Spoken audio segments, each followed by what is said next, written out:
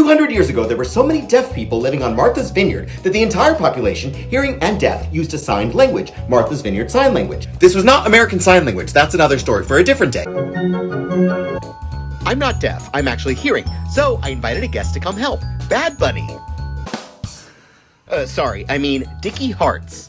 Off the coast of Cape Cod lies the island of Martha's Vineyard, which in the 18th and 19th centuries had an unusually large deaf population. In some neighborhoods, 25% of the people were born deaf. Alexander Graham Bell visited and determined that the deafness was caused by the clay content of the soil because he was an idiot.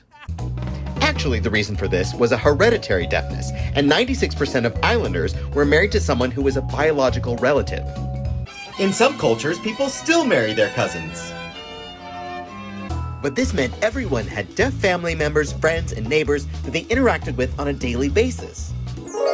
The Boston Sunday Herald visited in 1895. The spoken language and the sign language will be so mingled in the conversation that you pass from one to the other or use both at once. The community has adjusted itself to the situation so perfectly. Notably, no evidence exists of anyone in the community relying on lip reading. The deaf and hearing would use sign language to talk through the howling wind, or during church sermons, or to communicate across noisy distances. From my personal experience, this is still extremely useful.